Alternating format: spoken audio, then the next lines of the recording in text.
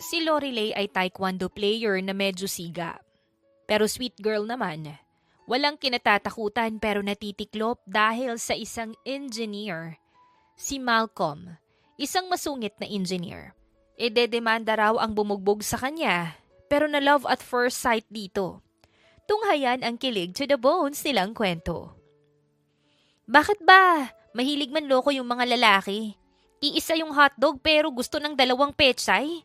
Hindi ba sila nahihiya sa sarili nila? Galit na sambit ng babae nang makapasok sa kanyang bahay. Wala na siyang pakialam kung marinig siya ng mga kapitbahay nila. Inis na talaga siya dahil niloko siya ng kanyang kasintahan. Inosente kasi ito, yun pala, may ikinakamang ibang babae. Dapat dyan sa mga lalaking manloloko pinuputulan ng kinabukasan at dinudurog yung egi.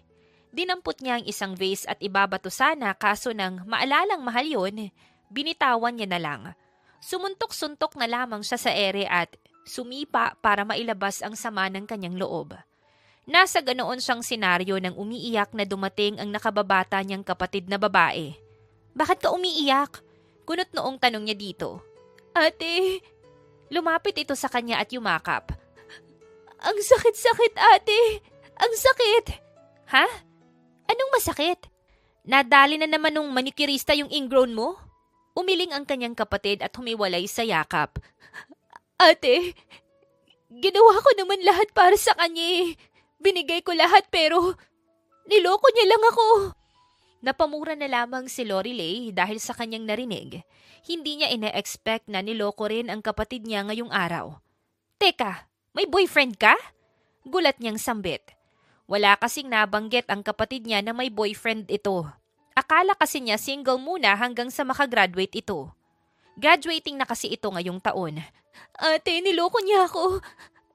Tapos, buntis pa ako ngayon. Lahat yata ng mura ay naisambit na ni Lorelei dahil sa kanyang narinig. Nawala bigla ang pighati sa puso niya at napalitan ng galit. Nakalimutan niyang broken siya dahil sa balitang nalaman. Diyos ko naman, Leila! Nagpabuntis ka! Leila, magkano lang yung condoms at pills? Hindi ka ba nag-iisip na babae ka? Pakiramdam tuloy ni Lorelei. Nabigo siyang protektahan ng kapatid at palakihin ito ng maayos. Maaga kasing nawala ang parents nila, kaya siya na ang tumayong magulang ng nag-iisang kapatid. Sorry po. Sorry kung naging tanga ako. Sorry. Kinalma na muna niya ang sarili bago lapitan ang kapatid at yakapin. Hinaplos-haplos niya ang likod nito. Gusto niyang kabugin pero nagpigil lamang siya. Ayaw ka talagang panagutan ng ex mo? Tanong pa ni Lorelei at tumango naman ang kapatid niya. Anong pangalan ng boyfriend mo? I-describe mo rin yung itsura. Humiwalay sa yakap ang kanyang kapatid at sinimulang i-describe ang itsura ng kasintahan nito. Nakita ko sila sa isang restaurant ng kabit niya. Ang saya-saya nila habang magkausap. Sabi pa ng kanyang kapatid, tara, puntahan natin. Hindi pwedeng hindi kanya panagutan o susuportahan. Kahit kinakabahan si Leila sa pwedeng gawin ng kanyang kapatid, tumango pa rin siya. Umalis sila ng bahay at dumiretso sa restaurant kung nasaan ang ex ni Leila. Pagdating nga doon, medyo maraming tao. Hindi alam ni Lorelei kung sino sa mga lalaki doon ang ex ng kanyang kapatid. Ate, CR lang ako ah. Please, wag ka sanang gagawa ng kababalaghan habang wala ako. Paalam ng kanyang kapatid. Matamis na mangumiti si Lorelei at tumango. Kaso imbis na mapanatag, lalo lamang natakot si Leila. Tumango na lang din ang kapatid ni Lorelei at nagtungo sa banyo. Nagsimula namang hanapin ng babae ang ex ng kanyang kapatid. Hanggang sa bandang dulo ay natanaw niya ang isang lalaking nakatalikod sa kanya at isang babaeng medyo may edad na nakangiti. Pinagmasdan niya ang mga ito at sobrang sweet ng mga to. Naka-blue na t-shirt, malaki ang katawan, at may kaswitan na ibang babae. Lintik, ikaw na yun! Nagmamadali siyang lumapit sa mga ito. Wala nang pagdadalawang isip ang kanyang pagsugod. Manluloko ka! Hinila niya sa collar ang lalaki at hinarap sa kanya. Bahagya namang natigilan ang babae nang makita ang maamo ngunit masungit na mukha ng lalaki. Simay, ang gwapo. What's wrong with you? Kunot noong tanong pa ng lalaki sa kanya. Tumikhim naman si Lorelei. You loko-loko my sister! Dapat sa'yo bugbugin! at sa isang iglap ay napabaliktad niya ang lalaki at tinapakan ang dibdib. Napaubo at daing naman ito habang nakahawak sa kanyang paa at tinapik-tapik yun. Dahil nga sa senaryong yun, naagaw nila ang atensyon ng ibang taong nasa loob ng restaurant. Hindi ka na nahiyang lalaki ka? Binuntis mo yung kapatid ko tapos ipapalit mo lang sa isang matandang babae? Ganyan ka ba kawalang-wala, ha? Singhal niya sa lalaki. Hindi naman ito makapagsalita dahil mas dinidiinan ng babae ang pagtapak sa dibdib niya. Hala ate! Ate! Anong ginagawa mo? Dumating si Leila at agad na lumapit sa kanila. Diyos mio ka ate! Bakit ka nananakit bigla? Hindi siya si Diego! Hindi siya yung ex ko! Napakurap-kurap naman si Lorelei at mabilis na lumayo sa lalaki. Parang gusto na lamang niyang maglaho dahil sa kahihiyan. Sir, ayos lang ho ba kayo? Utal niyang tanong sa lalaki. Aalalayan niya sana ito pero tinapik lang nito ang kanyang kamay. Idedemanda kita sa ginawa mo sa akin. Galit na sabi ng lalaki sa kanya. Napapikit naman saglit ang babae at sunod na nilingon ang ginang, na nakangiti lamang at parang nasisiyahan sa nakikita. Ma'am, sorry ho, hindi ko ho sinasadya. Bugso lang ho ng damdamin. Naiiyak niya pang sambit. No worries, iha. Na-enjoy nga kung bugbugin mo yung anak ko eh. Huwag ka ring mag-alala. Sisiguraduhin kong hindi matutuloy ang kaso nitong anak ko laban sa'yo. Nakangiting sabi pa ng ginang. Ma'am, ako yung anak mo. Binugbog niya ako. Inis na sabi ng lalaki. Ate, ayun si Diego. Ayun oh, palabas na ng restaurant. Ang atensyon ni Lorelei ay nabaling sa kapatid nang magsalita ito. Tumingin siya sa tinuturo nito at nakita ang lalaking palabas ng restaurant kasama ang isang babae. Ayun yung Diego? Ang talino mo sa ACADS, ang tanga mo naman sa pagpili ng lalaki. Mabilis niyang tinakbo ang kinaroroonan ni Diego. Saktong makalabas ang lalaki at pinalipad ito ni Lorelei gamit ang sipa. Ang kapal ng mukha mong takasan ng kapatid ko? Siya nga itong lugi sa'yo eh. Hindi pa nakontento si Lorelei, sinapak niya pa ang lalaki. Ang babae naman ni Diego ay mukhang natakot kaya mabilis na umalis. Kung ayaw mo na sa kapatid ko, kailangan suportahan mo pa rin siya dahil binuntis mo siya. Hinila niya ang kwelyo ng lalaking umiiyak na. Nagkakaintindihan ba tayong dalawa, Diego? Opo. Huwag mong subukang takasan ako dahil talagang tutuluyan kita. Pabalibag itong binitawan ni Lorelei at tinalikuran. Lumapit siya sa kapatid niyang nakatayo at nanonood sa kanila. Umuwi na tayo at malapit ng gumabi. Masama pa namang mahamugan yung buntis. Thank you, ate. Ngumiti lamang si Lorelei bago akbayan ang kanyang kapatid. Wala siyang panahong mabroken ngayon. Mas mahalagang mag-focus na muna siya sa kapatid at kanyang magiging pamangkin. Kahit nga buntis ang kapatid niya ay hindi pa rin ito tumigil sa pag-aaral. 3 buwan na lang kasi ay graduating na si Leila kaya ayaw nitong tumigil. Hinayaan na lang din ni Lorelei dahil nangako naman itong mag-iingat sa mga kilos nito. Kaloka talaga yung ginawa mo sa restaurant. Mabuti hindi ka naging viral dahil katapusan mo na. Tumatawang saad pa ni Sarah, kaibigan ni Lorelei. Hindi ko naman sinasadya. Sagot na lamang niya. Lay, sa susunod magtanong ka na muna ha. Maging moral of the lesson talaga sa yung nangyari. Ikaw din. Baka magalit yung architect mong spoiled boyfriend. Umirap si Sarah nang banggitin niya ang salitang boyfriend. Hindi kasi ito boto sa lalaking napili ng kanyang kaibigan. Wala na kami ni Clark. Walang ganang sambit ni Lorelei.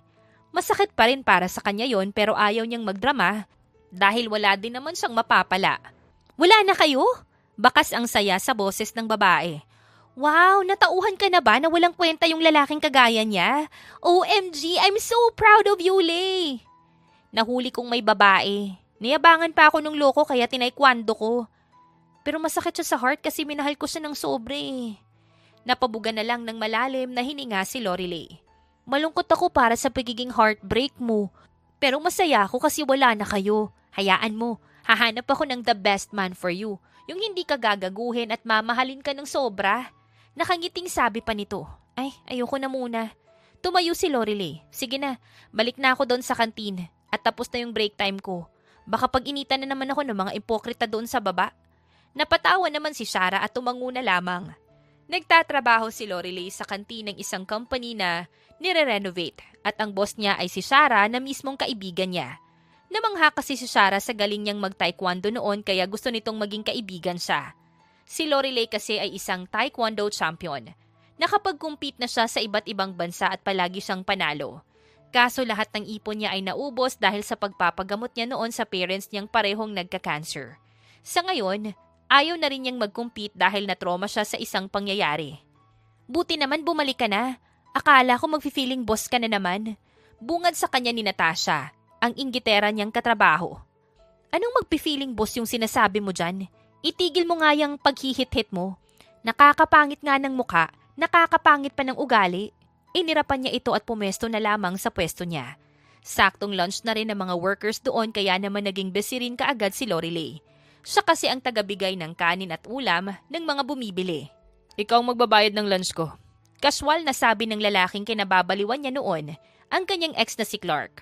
Noong sila pa kasi ay siya ang nagbabayad ng lunch nito. Bakit ko naman yan babayaran? Ano ba kita? Bayaran mo yan mag-isa mo. Umirap sa dito at sinenya sa nitong lumayas na. Si Clark kasi ang architect ng company kaya naman madalas ito doon. Masama ang tingin nito sa kanya pero nginisian lamang niya ito. Hindi niya ipapakitang apektado pa rin siya sa nangyari. Wow, so you work here, huh? Napaangat ang tingin ni Lorelei sa nagsalita. Halos bumagsak ang panga niya nang makita ang lalaking nabugbog niya noon sa restaurant. How many scoop of rice? Tanging naisambit na lamang niya. Act like nothing happened, huh? Tandaan mo, hindi pa tayo tapos na dalawa. Hindi pwedeng palalampasin ko yung ginawa mo sa akin. Madiing sambit pa nito. Ikaw naman kasi, bakit ka kasi naka-blue tapos hindi ka pa nagsalita na hindi ikaw yun? At ako pa yung may kasalanan ngayon kung bakit nag-asul ako. Ikaw kaya tong bigla na lamang sumugod sa akin. Itinuro ng lalaki ang pisngi niyang may bakas pa ng pasa. Tingnan mo, nagkapasa pa ako. Minsan na lang din kami mag-date ng mommy ko, sinira mo pa. Nakangusong napayuko naman siya. Sorry na. Sorry. Engineer Malcolm, ano na? Gutom na rin kami. Mamaya mo na kuhanin yung number ni Lay. Sabi ng isang lalaking nasa pangatlong pila. Nagkansawan din naman ang nasa ibang pila. Shut up. Singhal dito ni Malcolm. Masungit na umalis ang lalaki sa pila kaya nakahinga ng maluwag si Lorelei. Hindi niya alam kung nananadya ba ang tadhana o kinakarma lang talaga siya. Engineer pala siya dito. Mahinang bulalas niya. Oo, siya yung bagong engineer na pumalit sa dating engineer na kurakot. Ang gwapo, no? Type mo ba siya? Nabigla si Lorelei dahil sa pagsulpot ng medyo bansot na lalaki. Ay sorry kung nagalit ka sa kagwapuhan ko. Hindi kita masisisi dahil marami na akong nabihag. Napangiwi naman si Lorelei. Daldal mo, umusad ka na lang na tiyanak ka at marami pang bumibili. O hindi ako tiyanak ka. Ikaw na nga tong nilalakad kay engineer, ayaw mo pa. Diyan ka na ngang matanda ka. Umusad ang lalaki patungo sa counter kung saan magbabayad. Bahagya naman siyang nainis dahil sa pagtawag nito sa kanya ng matanda kaya inilusot niya ang ulo sa maliit na butas at sinigawan ng lalaki. Hoy! Hindi pa ako matanda. Nasa kalendaryo pa nga akong visit ka. Singhal niya dito. Nakita niya namang nasa tabi nito si Malcolm kaya mabilis siyang napaayos. Nahihiya pa rin kasi siya sa lalaki. Feeling niya rin kasi medyo naaakit siya sa gwapong mukha nito. Naloko na nga, mukhang kinakarma pa. Nakasimangot niya na lamang na bulong. Akala ni Lorelei ay hindi magiging madalas sa company ang lalaki. Yung dati kasi nilang engineer ay once a week lamang nandoon. Si Malcolm naman ay halos araw-araw nandoon. Hindi lang yun, dahil mas madalas din sa kantin ang lalaki na para bang iniinis at nananadya. Sarah, hindi ko na kaya. Bakit ba madalas dito yung bagong engineer? 'Di ba once a week lang naman dapat sila dito? Reklamo niya pa sa kaibigan. Hindi niya pa rin sinasabi kay Sarah na ito yung lalaking binugbog niya. Sigurado kasi siyang aasarin siya nito ng malala. Iba kasi si Engineer Malcolm kaysa dun kay Gordon. Si Engineer Malcolm kasi masyadong passionate sa trabaho. Ayaw niyang may mali sa mga trabaho at gusto niyang perfect ang lahat. Kilala rin siya bilang cruel engineer. Kapag kasi may gusto yung client niya, nakukuha rin talaga ni engineer. Sagot pa ni Sarah. Napatango na lamang si Lorelei. Medyo manipulator pala yung lalaking yun. Pero bakit sa kantin laging nakatambay yun? Hindi naman nire-renovate yung kantin eh. Wala ba siyang sariling office dito? Teka, bakit mo ba siya gustong paalisin? Don't tell me crush mo siya. Well, hindi naman kita masisisi dahil naging crush ko rin naman siya. Kaso hindi kami match dahil medyo bad boy yung datingan niya. Soft boy kasi yung gusto ko sa lalaki. Manahimik ka, Sarah.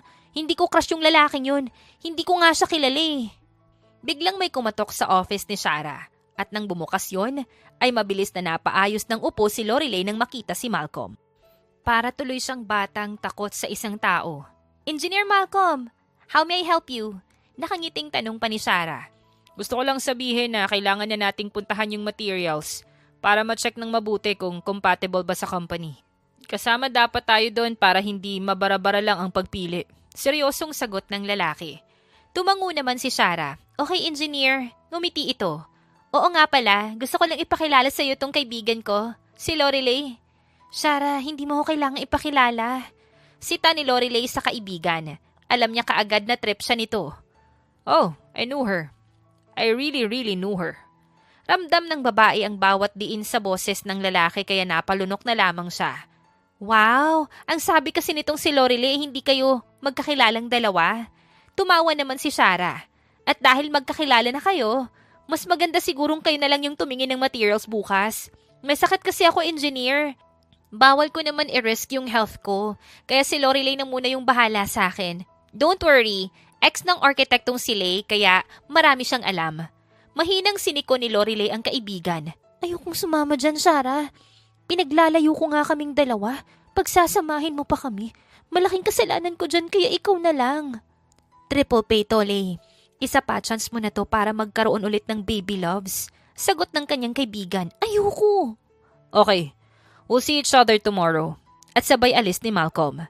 Nainis naman si Lorelei kaya mahina niyang sinabunutan ang kaibigan. Minsan talaga ito yung pahamak sa buhay niya. Kapag ako talaga hindi nakabalik ng buhay, huwag ka nang pakikita sa akin. Sita niya sa kaibigan at mahina itong sinumbatan. Trust me, BFF ko, ako yata yung pinakamagaling na matchmaker sa mundo. Inirapan na lamang niya ito at nilayasan. Tapos na ang shift niya sa kantin kaya dederecho na siya sa bahay. Wala na rin kasi siyang time ngayon gumala dahil mas gusto niyang asikasuhin ng kapatid niyang buntis. Habang nag-aabangan ng jeep si Lorelei ay may humintong sasakyan sa harapan niya. Bumaba doon si Malcolm kaya medyo napairap siya. Ano na naman? Manggigil trip ka na naman? Masungit niyang tanong sa lalaki. Inabot niya dito ang isang calling card. Yan yung number ko. Anong gagawin ko dyan? Loadan mo. O kaya iulam mo? Napasimangot siya dahil sa pagiging pilosopo ng lalaki. Nagtatanong ako ng maayos kaya huwag mo kong pipilosopohing lalaki ka. Ano ba kasing ginagawa sa number? Muling umirap ang lalaki. I-save mo yan at i-text mo ako kung saan kita susunduin bukas. Sabi pa nito. Sasagot pa lang sana si Lorelei pero mabilis na siyang tinalikuran ng lalaki at nilayasan. Napapalatak na lamang siya at nalukot ang hawak niyang papel. Ang bastos kausap kahit kailan. Talikuran ba naman ako hindi pa sagutin? Ganun pa man, sinave pa rin niya ang number ng lalaki at baka magkasalisi silang dalawa bukas. Nang makauwi nga si Lorelei ay nandun pa yung kapatid niya. Naabutan niya itong nagluluto kaya napangiti siya. Bakit ikaw yung nagluto? Ako na dapat dyan. Sabi niya sa kapatid. Kaya ko naman ate. Isa pa gusto ko ring bumawi sa'yo. Gusto kong ikaw naman yung alagaan. Huwag kang ang ganyan.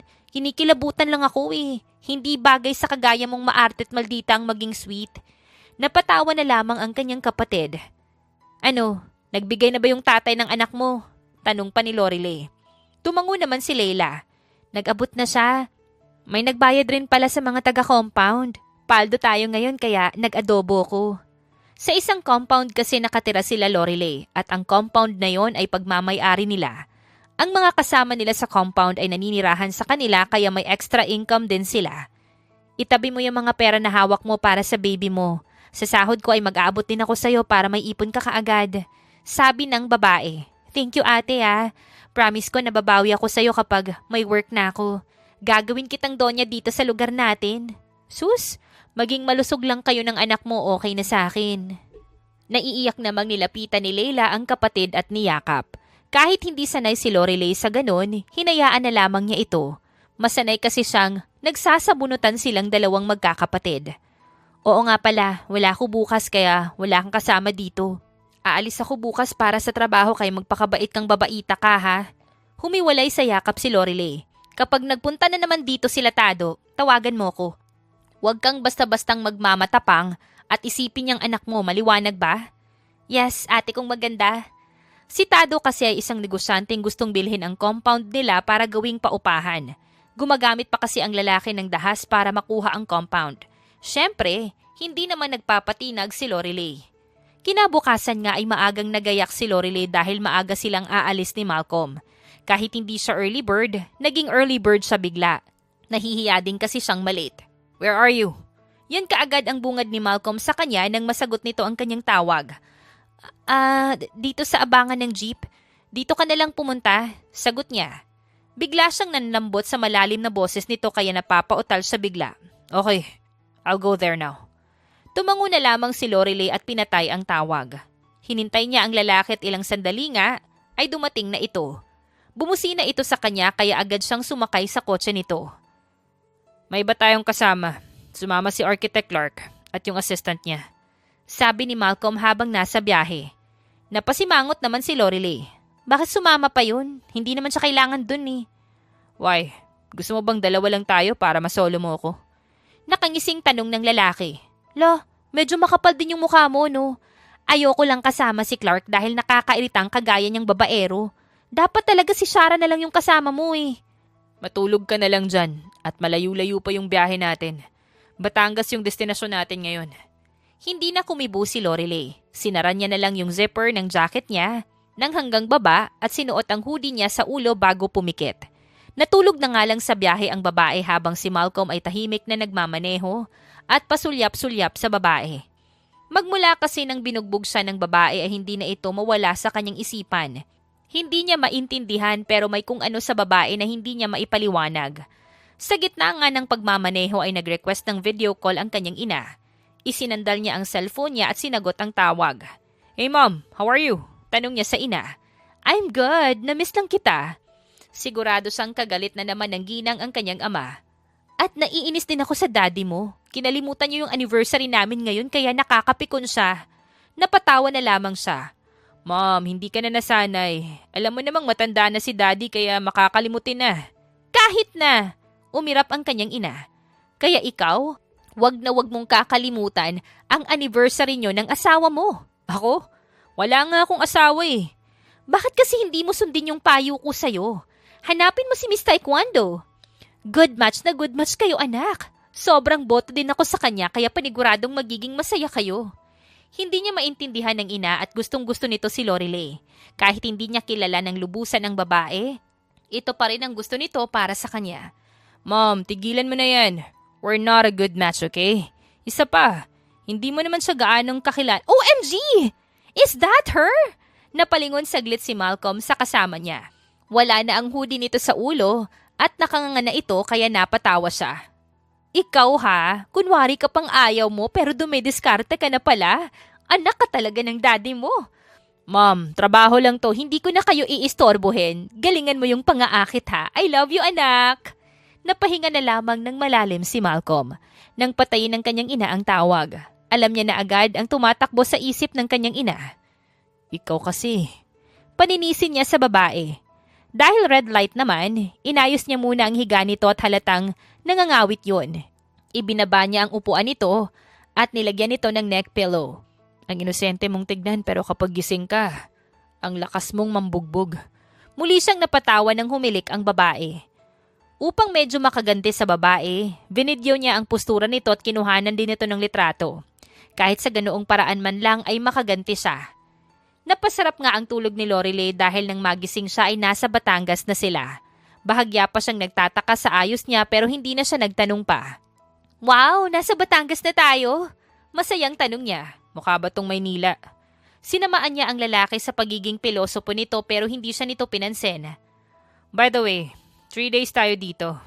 Na-delay kasi yung shipments ng mga ibang materials kaya maghihintay tayo." Sabi ng lalaki bago ibaba ang maletang dala nito mula sa compartment. 3 days? Teka, wala akong dalang damit. Ang alam ko kasi 1 day lang." Gulat niyang sambit. "Pinadalhan ka ni Miss Rodriguez.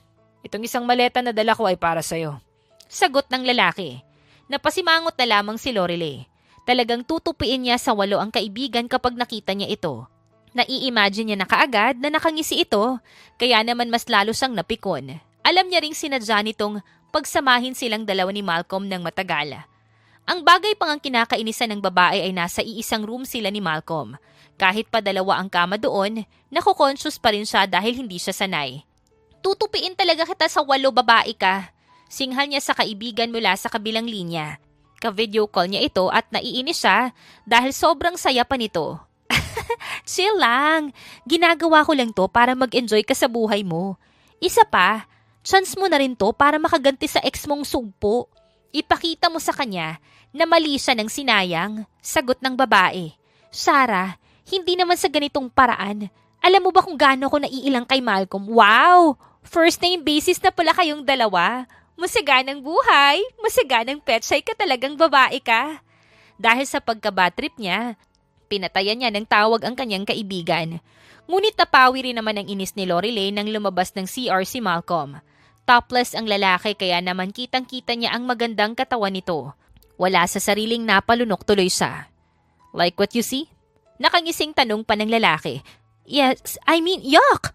Magbihis ka nga! Nagmukha kang dugyot. Binato niya ito ng unan bago mabilis na tumayo at lumabas ng hotel room nila. Sakto namang lumabas din ng hotel room yung ex niyang si Clark, nakatapat lang din ng room nila. Ayaw-ayaw ka pa sa akin. Mukhang enjoy ka naman ngayon dyan sa piling ni engineer. Ano? Nakailang rounds kayo? Mapang-uyam na sabi pa nito sa kanya. Imbis na maasar, nginisian niya ito pabalik. Ang galing-galing ni engineer, kaya nakarami-rami kami. Alam mo bang sumakit pa yung balakang ko? Ang laki rin ni Malcolm kaya sobrang nakaka-enjoy. Walang-wala ka sa kanya, Clark. Halata kasing maliit yan. Nakita niya kung paanong manggigil ang lalaki kaya nasiyahan siya. Ito ang gusto niya. Yung mas maasar ang nang-aasar.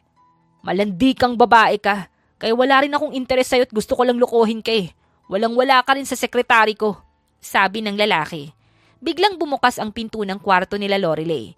Kumabog ang kanyang dibdib nang maramdaman ang lalaki sa kanyang likuran. Alam niyang topless pa rin ito dahil nang madikit siya dito ay naramdaman niya ang hard chest nito. I thought you're gonna buy foods for us. Malambing na tanong ng lalaki bago siya yakapin mula sa likod. Ipinatong pa ng lalaki ang baba nito sa kanyang balikat. Pakiramdam ni Lorelei, babagsak siya dahil sa panginginig ng kanyang tuhod. Pakiramdam niya rin ay bumabaluktot lahat ng organs niya sa katawan. Gusto mo bang samahan na kitang bumili? Madilim na rin sa labas kaya baka mapano ka pa. Sabi pa ng lalaki. Nang makita ni Lorelei ang pagkapikon lalo ni Clark, naisip niyang sakyan na lang si Malcolm. Sakyan ang ginagawa ni Malcolm. Si architect kasi may sinabi pa kaya hindi na muna ako nakabili.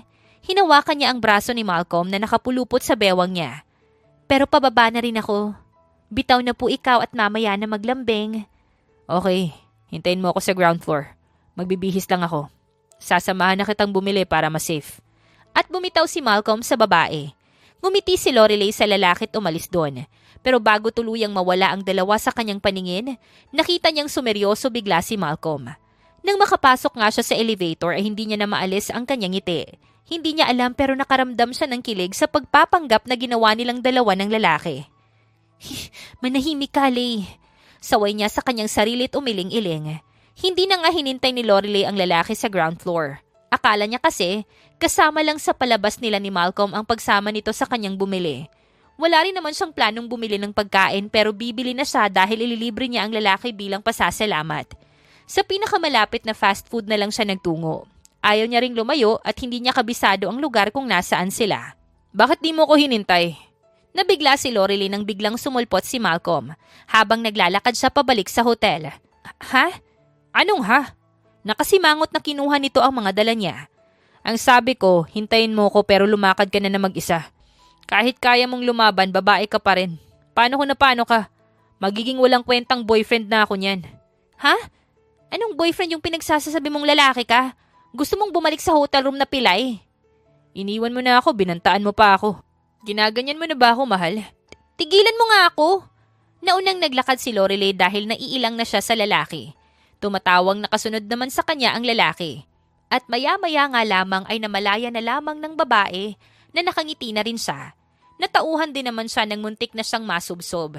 Kinurot niya ng mahina ang sarili at pinaseryoso ang kanyang mukha. Huwag kang padadala sa kalandian, Lei. Umayos kang babae ka. Sermon niya sa kanyang sarili. Kinabukasan nga, ay maaga silang umalis ng hotel para makipagkita sa isa sa mga suppliers ng materials sa company. Magmerienda na ho muna kayo, sabi ng assistant ng matandang lalaking supplier nila. Naglapag ito ng kape at biscuit sa table. Kumuha naman ng isang kape si Lorelei at ininom yon. Ay, black coffee. Hindi kasi siya umiinom ng black coffee. Etong akin may cream. Binigay sa kanya ni Malcolm ang kape nito at kinuha ang kanyang hawak. Yan na yung sayo. Bago pa makapagsalita si Lorelei, ininom na ni Malcolm yung kape. Na-conscious pa siya dahil nag-indirect kiss na sila ng lalaki. Ilang sandali nga ay dumating na yung supplier nila. Nagsimulang mag-usap-usap ang mga ito, habang si Lorelei naman ay tahimik lang. Kumuha siya ng biscuit. Gusto niyang kumain nun pero hindi niya mabuksan. Nabigla siya ng agawin yun ni Malcolm at buksan habang patuloy pa rin sa pakikipag-usap sa supplier. Thank you. Mahina niyang sambit nang ibigay na sa kanya yon ng lalaki. Pasimple pa siyang napakagat sa pang-ibabang labi niya para pigilan ang kanyang ngiti. First time niya kasing maranasan ng ganoong act of service. First time niya ding maka-encounter ng lalaking very attentive. Maya-maya nga lang ay natapos na rin ang meeting nila. Bagay kayo, engineer. Nakangiting sabi ng lalaking ka-meeting nila at kumindat pa. Marami na rin hong nagsasabi. Sagot pa ni Malcolm at ngumiti na lang ng malaki. Hindi naman nakasagot si Lorelei dahil mismong dila na niya ang ayaw kumontra sa sinabi ng lalaking supplier. Nang makabalik nga sa sasakyan, napasandal na lamang siya sa upuan. Tapos na rin kasi sa wakas ng trabaho nila sa Batangas. Gusto mong mag-swimming na muna bago tayo umuwi? Biglang tanong ng lalaki. Swimming? Saan naman tayo magsaswimming? Tanong niya. Try natin sa lupa. Sinamaan ito ng tingin ni Lorelei. Lumilitaw na naman kasi ang pagiging pilosopo ng lalaki. Joke lang. May alam akong malapit na beach resort dito. Doon na tayo dumiretso. Wala naman akong baon na damit, di dumaan na tayo doon sa hotel para makuha na yung mga gamit natin. Tumango na lang si Lorelei. Kagaya nga ng sinabi ni Malcolm, dumaan na muna sila sa hotel at kinuha ang mga gamit nila bago sila dumiretso sa beach resort. What are we doing here? Kunot noong tanong ni Clark na nakasunod pala sa kanila. Magde-date na muna kami ni Lay bago bumalik sa Maynila. Kung gusto nyo, pwede na kayong mauna. Wala na kaming pake sa inyo. Sagot pa ni Malcolm sa lalaki. Well, magde-date na rin kami ni Architect kung ganon. Sabad ng sekretary ni Clark na humawak pa sa braso ng lalaki. Pinakiramdaman ni Lorelei ang sarili at wala siyang nararamdaman na kahit ano. Nagkibit balikat na lamang siya. Nang makapagpalit na nga ang babae, agad siyang dumiretso sa dagat. Matagal-tagal na rin kasi nung huli siyang nakapagdagat kaya gusto niyang sulitin yun. Nakakamiss magdagat? Masayang sabi niya at parang batang nagtampisaw doon. Natawa naman ang topless na si Malcolm habang nakatingin sa babaeng tila batang first time sa dagat. Hindi niya na rin maiwasang kuhanan ito ng video at litrato. Huwag kang lalayot, baka hindi ka marunong lumangoy. Paalala pa ni Malcolm sa babae na nag-thumbs up pa sa kanya. Naupo si Malcolm sa buhangin habang nakatingin sa babae. Pinapanood niya lamang itong nag-e-enjoy nang biglang may babaeng naka-swimsuit na tumabi sa kanya. Engineer, pwede mo ba akong lagyan ng sunblock? Ang tagal kasi ni Clark eh. Pabebeng saad ng sekretary ni Clark. Nakakairita ka. Sagot niya lang sa babae bago ito layasan. Inis namang napahampas sa buhangin ang babae at binalingan ng sama ng tingin si Lorelei. Naramdaman naman yun ni Lorelei kaya nilingon niya ang babae at mayabang nanginisian. Ay, pating na bungi! Nabigla siya nang may humapit sa bewang niya at hilahin siya sa malalim. Malcolm! Peste ka! Singhal niya sa lalaki. Tignan mo, wala ka sa focus. Paano kung masamang tao na pala ako? Sagot ng lalaki. Ibalik mo ako dun sa mababaw at hindi ako marunong lumangoy. Okay lang yan, akong bahala sa'yo. Tumango na lamang si Lorelei at humawak na lamang sa balikat ng lalaki. Hindi niya rin maiwasang mapatingin sa mukha nito. Pansin niyang gumaan ang aura ng lalaki kaya hindi niya maiwasang mapangiti. Why are you looking me like that? Are you in love? Tanong pa ng lalaki. In love mong mukha mo? Inirapan niya ang lalaki na tinawanan lamang siya. Shit, hindi pa naman ako in love, 'di ba? Hindi talaga. Dahil sa nangyaring trip nila sa Batangas, ay nakilala ni Lorelei ang lalaki. Hindi niya rin akalain na magiging close sila at guguluhin ito ang isip niya araw-araw. Ano nang status niyo ni engineer? Usisa pa ni Shara. Nasa bahay nila si Shara. Hindi kasi pumasok na muna si Lorelei dahil nagkasakit ang kapatid niya. Ayaw niya itong iwan kahit pa sinasabi nitong okay lamang ito. Magkaibigan na kami. Nakangiting sagot pa ni Lorelei. Magkaibigan. Pero bakit parang iba yung ngiti mo? Mukhang more than friends yung datingan ng ngiti mo eh. Makahulugang saad pa ni Sarah. Sarah, wag kang maisu ah. Magkaibigan lang talaga kami ni Malcolm. Sus, balita ko nga. Binakhag ka raw ni engineer sa harapan ni Clark. Nanlaki ang mga mata ng babae dahil sa sinabi ng kanyang kaibigan. Galing ko, no? Kahit hindi mo sabihin, malalaman at malalaman ko yun. Ano lang yun? Walang ibig sabihin. Inasar lang namin si Clark kasi grabe yung bunganga. Wala talagang ibig sabihin yun. Mabilis na tanggi pa ni Lorelei. O bakit nagpapaliwanag ka? Wala naman akong sinasabing iba. Grabe ka naman, Lee. Tunog in denial ka na. At tumawa pa ito. Pinagtitripan mo ko eh. Kainis ka. Tumawa na lang ulit si Sarah kaya sinamaan niya ng tingin. Natigil lamang ang dalawa nang may kumatok. Tumayo naman si Lorelei at binuksan ang pinto. Napakunot ang noon niya nang makita si Clark. Anong kailangan mo? Kunot noong tanong niya sa lalaki. Bigla nitong dinakot ang collar ng kanyang damit. Anong pinagkakalat mo sa company na kasamaan tungkol sa akin? Ang taas ng tingin mo sa sarili mo ah. Dahil ba nakabingwit ka ng engineer? Ang kapal ng mukha mong babae ka. Ano bang sinasabi mong lalaki ka? Nababaliw ka ba? Maang-maangan ka pa niyan. Para sabihin ko sa'yo, mas marumi ka sa akin. Nagpagamit ka sa lalaking kakakakilala mo lang. Sabay sampal nito sa kanya. Sira ulo ka! Hinablot ni Lorelei ang kamay ng lalaki at pinaikot yun. Napahiyaw naman ito sa sakit. Hindi ako pinalaki ng mga magulang ko para lang sampalin ang kagaya mong lalaki. Anong nangyari? Tanong ni Sarah na kadarating lang. Etong tukmol na to bigla na lamang sumugod. Sinampal niya pa ako. Galit na saad pa ni Lorelei. Kasalanan mo namang babae ka. Sabihin mo lang kung hindi ka makamove on at pwede kang maging side chick ko. Side chick mo? Mukha ba akong kite?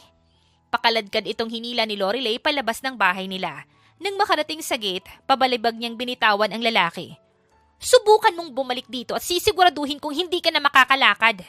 Hindi pa ako tapos sa yung babae ka! Galit na lang natugon nito bago nagmamadaling umalis. Napahinga naman ng malalim si Lorelei at nagpagpag ng kamay. Papasok na sana siya sa gate pero natigilan siya nang makita si Malcolm. Nakatayo ito sa gilid ng gate at may dalang prutas. Malcolm? Gulat na sambit ni Lorelei. Mabilis niyang inayos ang sarili dahil feeling niya mukha siyang bruha. Sinaktan ka nun? Seryosong tanong nito bago maglakad papalapit sa kanya. Napapitlag siya nang haplusin nito ang pisngi niyang sinampal ni Clark. He slapped you. Okay lang naman ako. Ngumiti siya sa lalaki. Ano palang ginagawa mo dito? At paano mo nalaman yung address ko? Tinanong ko si Sarah. Sagot lang ng lalaki habang hinihimas pa rin ang pisngi niya. Tara, pasok ka sa loob. Hinawakan niya ang kamay ng lalaki at dinala sa bahay nila. Nakita niya kung paanong magulat si Sarah nang makita kung sino ang kasama niya. Pero ngumisi din ito nang makita ang kamay nilang magkahawak. Nakita ko siya sa labas. Utal na sabi ni Lorelei. Kaya pala tinanong ni engineer yung address mo. At humagikik pa ito. Pinanlakihan naman ito ng mga mata ni Lorelei para sawayin. Nagdala lang ako ng prutas para sa kapatid ni Lee. Nalaman ko kasi sa company na may sakit yung kapatid niya kaya hindi siya pumasok. Sabi ni Malcolm. Hala, may pogi! Lahat sila ay napatingin kay Leila na kakalabas lang ng kwarto. Ate, regalo mo ba siya sa akin? Grabe, alam mo talaga kung ano yung mga gusto ko, no? Anong alam ko kung anong gusto mo? Manahimik ka nga dyan, Leila. Pagsusungit ni Lorelei sa kapatid. Leila, para sa ate mo kasi ang poging dumating. Soon to be brother-in-law mo yan. Sabad pa ni Sarah. Sinamaan naman ng tingin ni Lorelei ang kaibigan. Ikaw ba, Sarah, gusto mong gamitin ko sa yung pagiging taekwondo champion ko? Sabi ko nga mananahimik na ako at ipagbabalat na lang ng prutas si Leila. Kinuha ng kapatid ang dalang prutas ni Malcolm. Halika dun sa kusina, Leila. Bigyan muna natin ng oras ang ate mo at future kuya mo. Hinila ni Sarah ang kapatid ni Lorelei patungo sa kusina. Napapailing naman si Lorelei bago tignan si Malcolm. Pagpasensyahan mo na si Sarah at may pagka-weird talaga yung babaeng yun. Sabi ni Lorelei sa lalaki. No worries. Ang cute nga ng interaction yung dalawa eh. Upo ka na muna. Ikukuha kita ng maiinom at saka merienda. Nagmamadaling nagtungo sa kusina ang babae. Nadatnan niyang nagbubulong-bulungan ng dalawa doon pero hindi niya napinansin. Nagtimpla ng juice ang babae at kumuha ng cupcake na dala ni Sarah. Hindi niya alam kung bakit siya nape-pressure. Hindi naman siya ganun kapag may bisita siya. Kalmahan mo, Bes. Hindi naman senador yung bisita mo. Sabi ni Sarah sa kanya. Kalmado naman ako Tugon ni Lorelei pero tinawanan lamang siya ng mga to. Hindi na lamang pinansin ng babae ang dalawa at dumiretso na sa sala. Inilapag niya ang merienda bago maupo sa tabi ng lalaki. Magmerienda ka na muna. Napatigil sa pagsasalita si Lorelei nang sapuhin na naman ng lalaki ang kanyang pisngi. Hindi niya maiwasang mapakagat sa pang-ibabang labi niya nang makita ang galit sa emosyon sa mukha nito. Okay lang talaga ako. Hindi naman siya masakit. Isa pa, sanay naman akong masampal kasi lumalaban ako noon sabi ni Lorelei. That's not okay, Lei. Wala siyang karapatang saktan ka. Salubong ang kilay na sambit pa nito. Malcolm, hayaan mo na. Hinawakan niya ang kamay ng lalaki. Promise, okay lang talaga ako. Hindi mo na kailangang mag-alala pa. Tumango na lamang ang lalaki kahit na mukha pa ring hindi ito kumbinsido. Hindi niya naman maiwasang masiyahan dahil sa emosyon nito. Ramdam niya tuloy na importante siya sa lalaki. Ito na lang. Promise ko sa'yo na hindi ko na ulit hahayaang masaktan ako. Nakangiting sabi pa niya.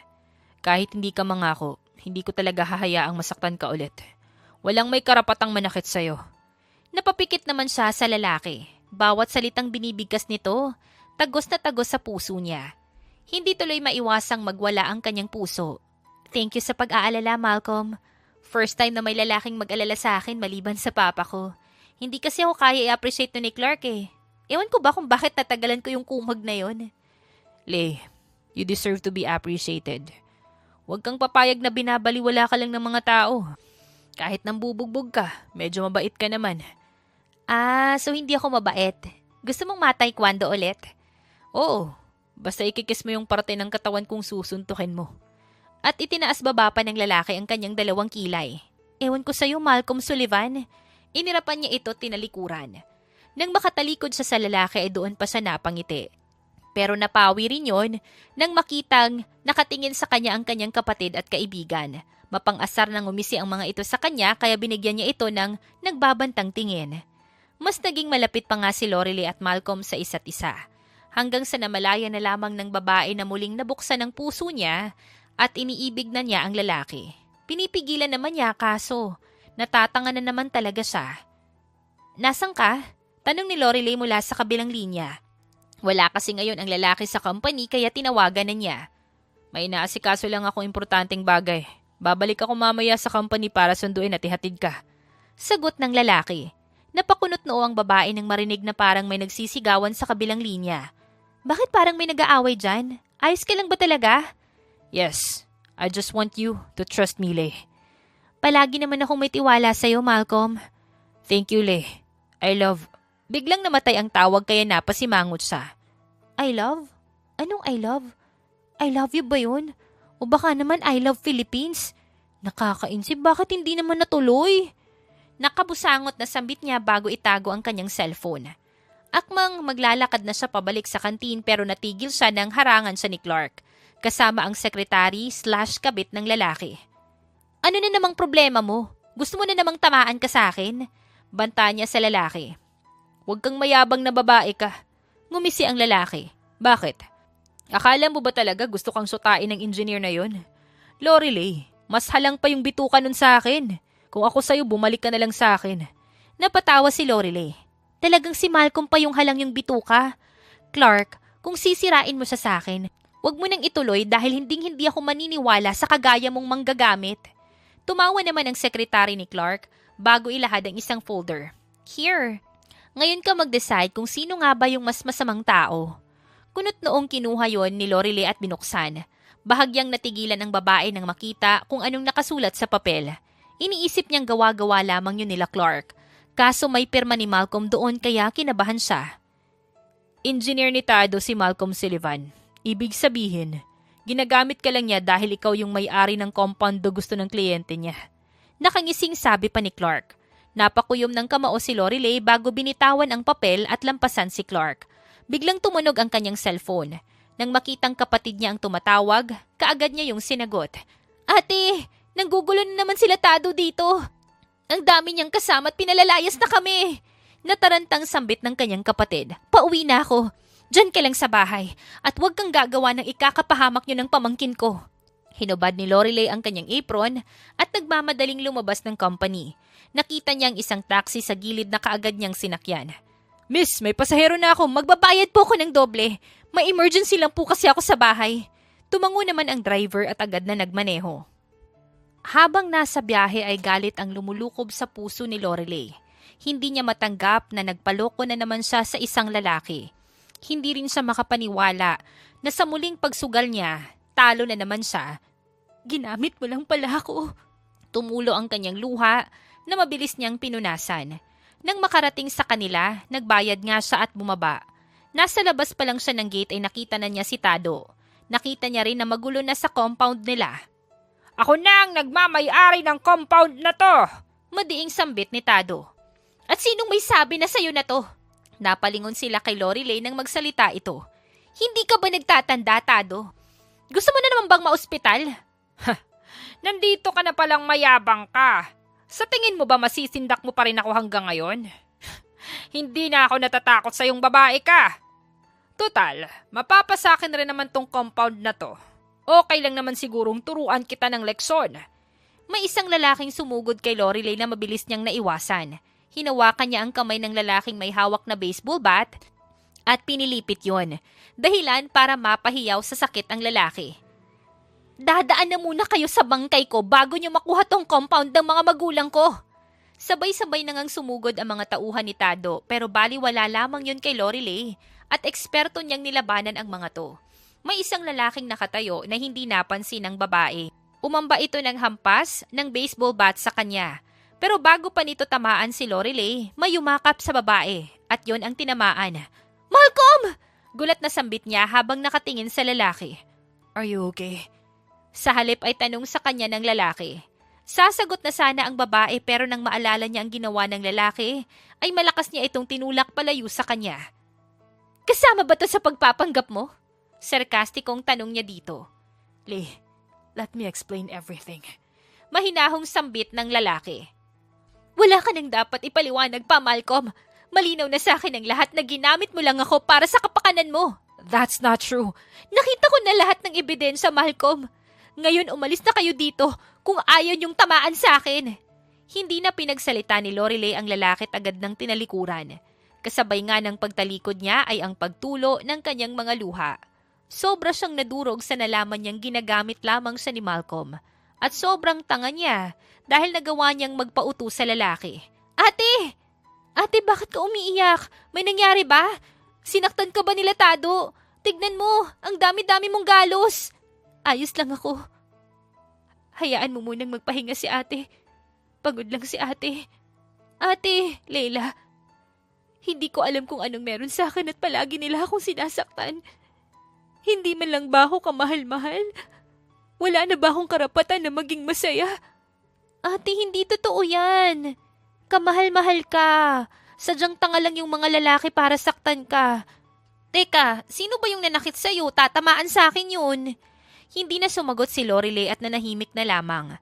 Sa tingin niya ay kailangan niyang ipahinga ang puso niya. Tatanggapin na lang niyang wala talagang siseryoso sa kanya. Akala ni Lorelei ay susukuan na lamang siya basta ni Malcolm. Pero araw-araw itong pumupunta sa kanila at nagmamakaawang kausapin niya. Ayaw namang magpadala ng babae dahil natatakot siyang masaktan na lang ulit.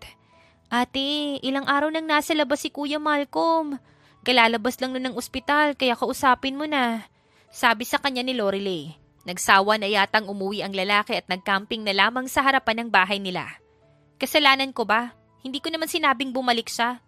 Malamig na sambit ng babae. Oo, kasalanan mo talaga. Di ba't niligtas ka niya kaya siya yung nahampas ng baseball bat? Ikaw yung may dahilan kung bakit siya na ospital. Hirit pa ni Leila. Sino bang kapatid mo sa aming dalawa? Bakit mas kinakampihan mo pa yung manggagamit na yun?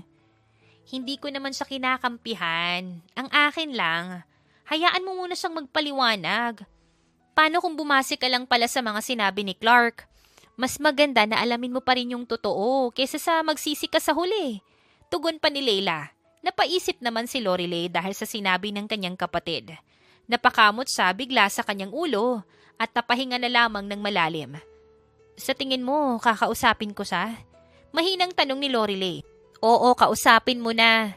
Bahagyang nagulat ang magkapatid dahil sa pagsulpot ni Sarah. Mukha namang seryosong-seryoso sa'yo si Engineer Malcolm kaya hindi ka nun sasaktan. Napahinga ng malalim si Lorelei. Sige, buti naman, sakto lang at kasama ko na si Engineer. May hinila si Sarah sa kanyang gilid at gulantang na lamang si Lorelei nang makita ang lalaki. May benda ito sa kanyang balikat at may pasapasa rin sa muka. Sige na ate, maiwan na muna namin kayo. Usap kayong mabuti Gusto ko pa namang maging brother-in-law si Kuya Malcolm. Tinapik siya ni Leila sa braso bago umalis kasama si Sarah.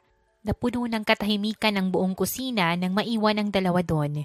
Hindi rin kasi alam ni Lorelei kung anong sasabihin niya kay Malcolm. Nagagalit pa rin kasi siya dahil sa kanyang nalaman.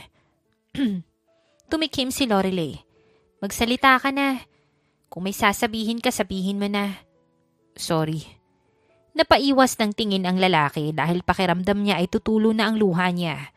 Hindi naman totoo yung sinabi ni Clark na ginagamit lang kita Oo, ako yung engineer ni Tado pero hindi ko alam na sa'yo tong compound nung una. Nalaman ko na lang nung sinama ako dito ni Tado. Gusto niyang gamitin kita para makuha yung compound at magoyo yung pagpirma. Pero hindi ko ginawa yun. Tinapos ko na kaagad yung kontrata kay Tado.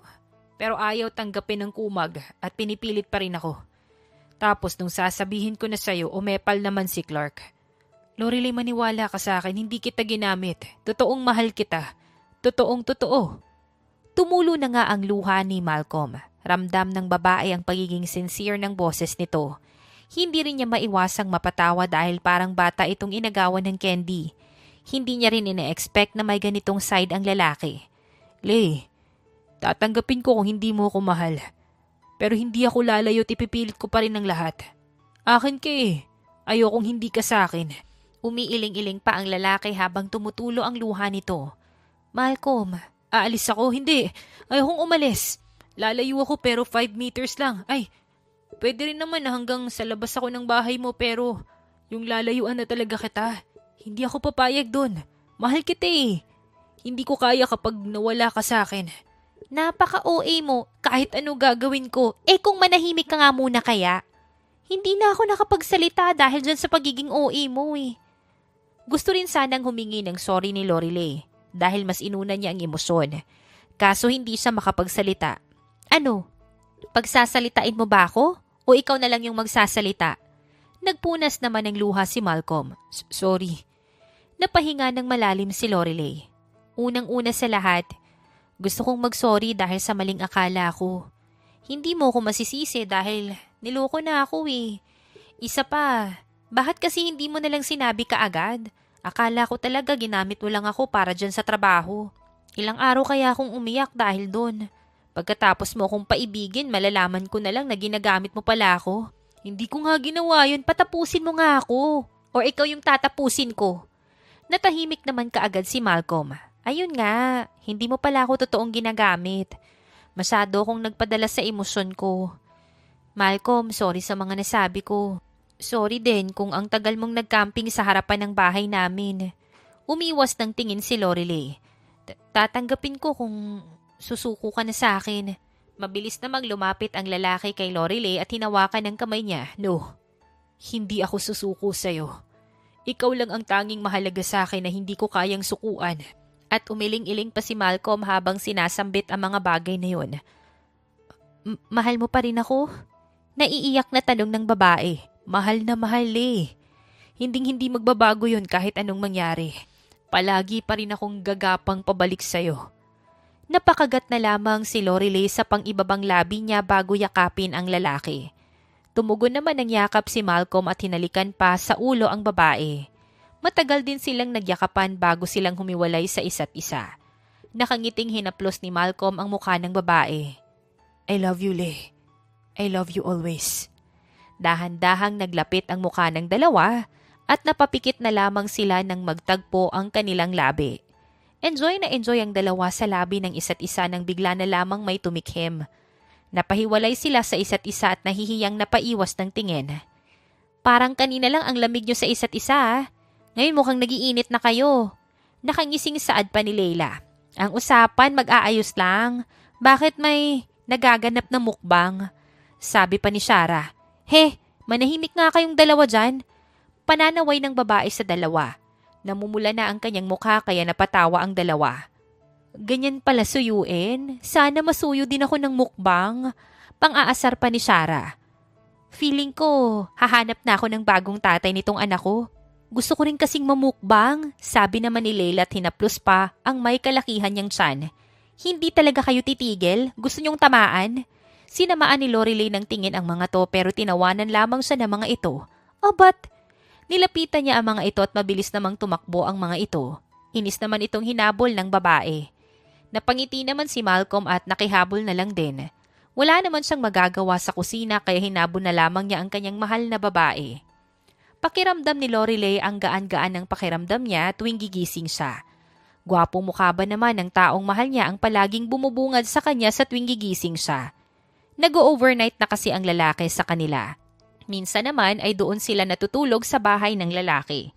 Hindi na kasi sila mapaghiwalay na dalawa. Graduate ka na. Anong plano mo? Tanong ni Lorelei sa kapatid habang kumakain sila. Kukuha ko ng board exam kapag nanganak na ako. Gusto kong ituloy yung pangarap ko para sa anak ko at para sa'yo. Sagot ni Leila. Kakagraduate lang ni Leila at sobrang saya ni Lorelei dahil cum laude pa ang kanyang kapatid. Basta, palagi pa rin akong nandito kahit anong mangyari. Akong bahala sa inyo ng pamangkin ko. Kahit wala ka nang mahanap na katuwang mo. Tanga-tanga ka pa naman sa pag-ibig. Tugon ni Lorelei na iiling pa. Ate, pareho lang tayong tanga sa pag-ibig. Kaso ikaw nahanap mo na yung true love mo. Ako eto, maghahanap pa lang ng gwapo. Wala ako talaga yung sinwerte. Binalingan ni Lorelei ang lalaki. Di ba mahal ko? Sobrang swerte mo sa akin. Yes mahal, sobrang swerte ko sa'yo. Kinilig naman si Lorelei at binigyan ng halik ang lalaki. Napairap naman si Leila at sinamaan ng tingin ng dalawa. Nakakapikon kayong dalawa, inis na sambit ni Leila. Gumisi lamang si Lorelei at lumingkis pa kay Malcolm. Nasa bahay silang dalawa ng lalaki dahil naghanda ng selebrasyon si Malcolm para kay Leila. Kaunti lang din yung bisita at mga malalapit lang din sa kanila.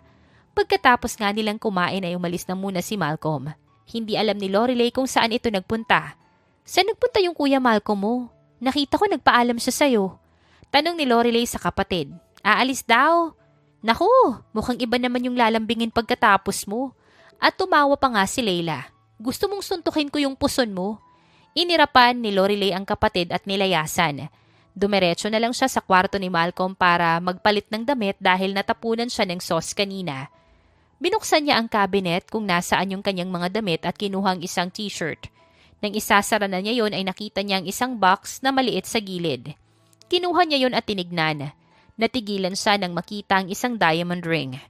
Simay, para sa akin ba to? Wala sa sariling tanong pa ni Lorelei. Nataranta siya nang biglang may kumatok. Mabilis niyang binalik sa cabinet ang singsing at umayos ng tayo. Uy, ikaw pala. Bati niya kay Malcolm. Yeah. Why you look nervous? Tanong pa ng lalaki. Magbibihis lang sana ako. O sige na, doon ako sa baba magpapalit. Bye. Nagmamadali siyang lumabas at bumaba. Kung sa kanya ngayon, hindi niya alam kung paano pa siya masusurprise mamaya. Pagbukas niya ng pinto ng CR, si Leila yung bumungad sa kanya. Hinawakan nito ang kanyang kamay at hinila palabas ng garden.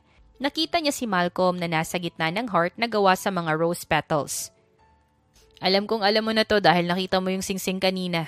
Nakasimangot na sabi pa ng lalaki. Pasensya na, may pagka-pakialamera lang talaga ako. Ikaw kasi, hindi mo tinago ng mabuti. Pwede bang ma-surprise ka kahit scripted?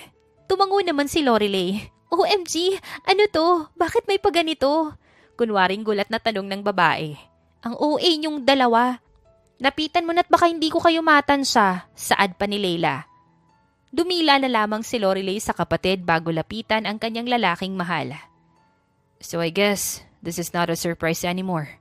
Napatawa si Malcolm. Bago ilabas ang singsing at lumuhod. Scripted naman na tong surprise mo kaya wala nang aatras. Lorelei Estrella, pwede ba kitang maging Mrs. Sullivan? Pwede mo bang ikabit yung apelido ko sa pangalan mo? Pwede ka bang maging ina ng mga magiging anak ko?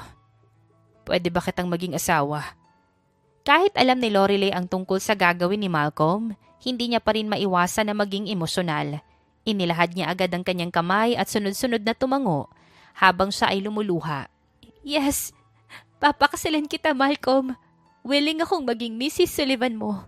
Willing ako sa lahat-lahat. Mahal na mahal kita.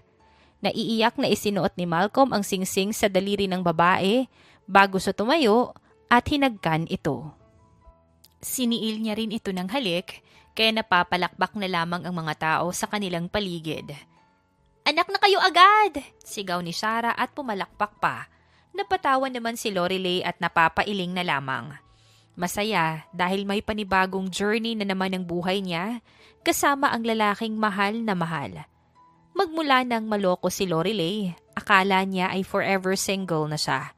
Ayaw niya nang sumubok ulit pero nagbago yon nang makilala niya si Malcolm. Malcolm, umiiyak si Marem. Bulong niya sa asawang hinihingal sa kanyang tabi.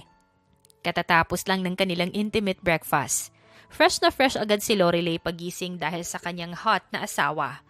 Mukhang narinig niya yung daddy niya. Natatawang sambit ni Malcolm. Natawa na lamang si Lorelei at mahinang kinurot ang asawa. Wait lang po Kami na muna ni Marem yung baby time. Sambit pa ni Malcolm. Hinalikan niya ang asawa sa gilid ng ulo bago siya tumayo at magbihis. Lumabas ng kwarto ang lalaki at nagtungo sa kwarto ng kanilang 4 years old baby girl. Tumayo naman si Lorelei at nagbihis din. Sinundan din niya ang asawa pero hindi siya tuluyang pumasok sa kwarto ng anak nila. Nakita niya ang asawang hiniheli ang anak niyang babae. Napangiti na lamang siya habang nakatingin sa mga ito. Kitang-kita niya kung paanong kuminang ang mga mata ng kanyang asawa habang nilalambing ang kanilang anak. Nasa tamang lalaki na talaga ako. Bulong pa ni Lorelei. Pumasok na nga siya sa kwarto at lumapit sa mga to. Agad naman siyang dinambahan ng kanilang anak. Mommy! Masayang sambit ng kanilang anak at malambing na yumakap sa kanya. Masyado mo namang namiss si Mommy? Natatawang sambit ni Lorelei. Bumungis-ngis naman ang kanilang anak at mas lalong sumiksik sa kanya. Ang cute naman ng mag-ina ko. Nakangiting sabi pa ni Malcolm. Huwag ka nang mainggit dahil kamukha mo naman tong baby girl natin. Minsan kasi ay nagrereklamo talaga si Lorelei. Siya kasi ang nagdala ng 9 na buwan tapos si Malcolm ang kamukha ng unika iha nila. Okay lang yun. Mahal naman kita. Tugon ng lalaki. Mambobola. Pigil ang kilig na sambit pa ni Lorelei.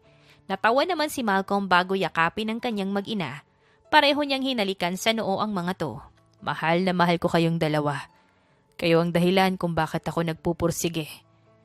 Kayo ang kalakasan ko at kayo ang buhay ko. Mahal ko rin kayo ni Marem. Sobrang thankful ako sa iyo, Malcolm. Dahil sa pagdating mo sa buhay ko. I love you, my handsome husband.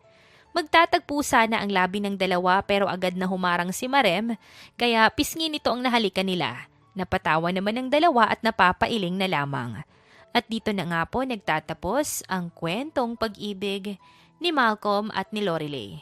Naway kayo po ay natuwa, may natutunan at kinilig sa kwentong ating napagsaluhan ngayong araw. Muli po, maraming salamat sa inyong walang sawang pagsuporta at pakikinig.